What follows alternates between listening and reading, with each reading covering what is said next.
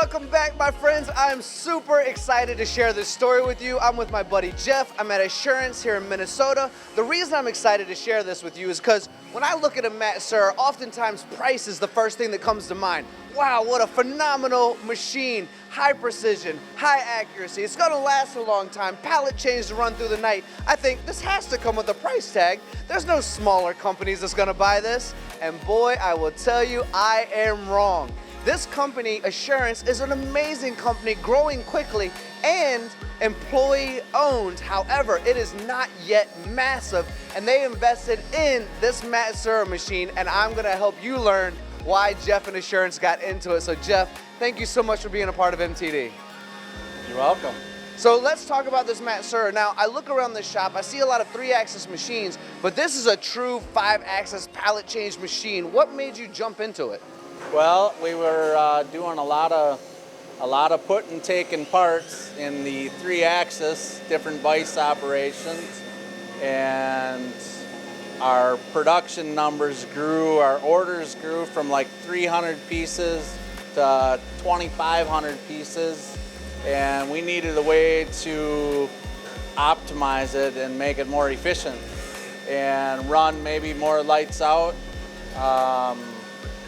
Do more ops and do more operations in one op, so we eliminate, like for instance, the part that's running is normally a 4-operation part because it's got end holes, so we eliminate that by doing the 3+2 on the Matsuura, so you get 3 ops done on your first op, and then now all you got left is your final back op to face it off and do your deburring and whatever. So it's increased our production a lot. I mean, it made us handle a lot this year.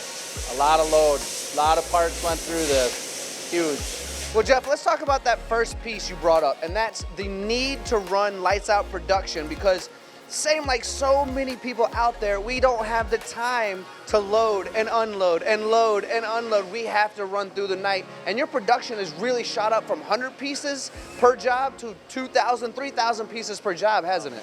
Yeah, it's just increased massively. And the other thing I was gonna say, now that I remember, was the elimination of people.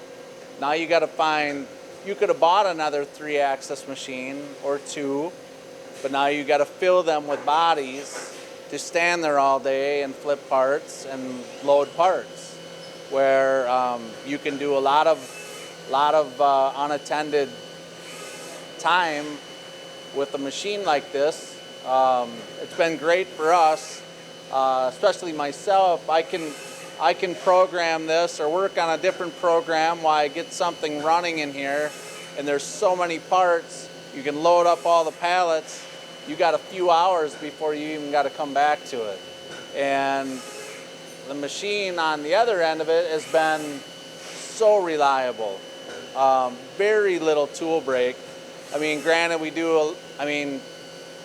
haven't did any steel in here, so we did 100% aluminum parts, but all the taps and the small drills, we have the laser check, you know, for lights out if you want to check your drills and taps so it doesn't keep running all your pallets. It's been just incredible. I mean, I ran that last order, I ran 2,300 parts without changing a tool. And you just walk away. I mean, how many hours? There was probably a 60, 70 hour run of machine time and no tool breaks. And the parts are the same every time. So it works out awesome for us. Hey Jeff, you brought up that you're reducing the operations, taking 3 operations, putting them into 1, and now you're touching on the 10 pallet change. You also brought up you have a lot of tool holders, which is 90, I believe, and you're starting to fill up. So with the combination of the pallet change, hours and hours on end of running, the larger capacity that you can hold for tools, and you're not breaking them, you're really having the full gambit of opportunity and success here, aren't you? Yeah, you got 90 tools, so you can set up multiple jobs and never take out a tool, so it makes my programming a little easier. because now you get a library built of all the tools in there. Well, there's pretty common tap sizes, and pretty soon you got every one in there with every drill for roll form or cut or whatever, that you can just pick it. So from switching back and forth to jobs, and we haven't did a lot of final ops on this machine, but we do that first initial op because we grab onto the bottom of the material, do all the sides we can, and then we just do a finish op in an off machine. That seems to work the best for us. Otherwise, you would have to customize a lot of jaws in the vices and stuff, or come up with different fixturing. And that is a possibility. But for us, it seems like we can switch back. Once we got that job programmed, you reduce your setup time, you increase your productivity, and it's just, it's been great for us this year. Like I said, we've had a great year. We've increased it. We started out the year behind, and we're actually catching back up. I mean, we ran a lot of lights out. We go home, we let the machine run. I mean, we'll get 15 hours a day out of this thing for months at a time. We've had it here for about 7 months of running time now, and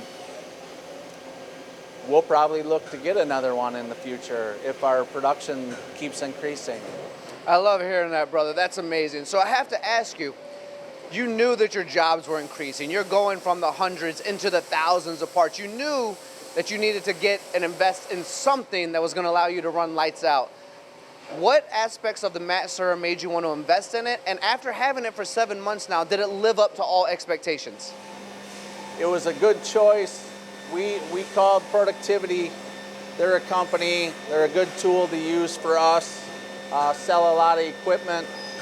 They partner with Matsuura to sell their machine. And we went to them, talked to them, showed them our parts of what size capacity we would need for a 330, or would we have to go something bigger. And we come to the conclusion this machine would work great. 10 pallets, more parts. And we worked with them, and we chose Matsuura. The other reason is Matsuura did a great job on being readily available. Not a lot of machines that were readily available. It was a big need for us because we were growing so fast, and our customers were asking us if we could provide, and we were like, we need something to increase the capacity. So these guys had it on the floor, and they could ship it to us within a month, you know. And instead of some other equipment, we looked at a couple other, but they were 6, 8, 9 months out, and that made it a big problem for us. So it was like, well, I mean, Matsuura's got a good name. I know they don't make junk, and it's been a great machine. It's been top notch. I would say it holds accuracy. It's been a great machine for us. It's just everything that we expected out of it, we probably got plus more. I mean, we've increased our production tenfold, I would say. That's awesome. And you mentioned earlier, you can't keep throwing people at it, right? And now you mentioned a pallet change and the ability to get it off the floor right away. And you knew that your jobs were increasing so drastically and so quickly, you needed something right away, but you couldn't sacrifice quality. You couldn't sacrifice time. So what does precision and accuracy mean to you with the parts that you're making? So we make a lot of medical parts.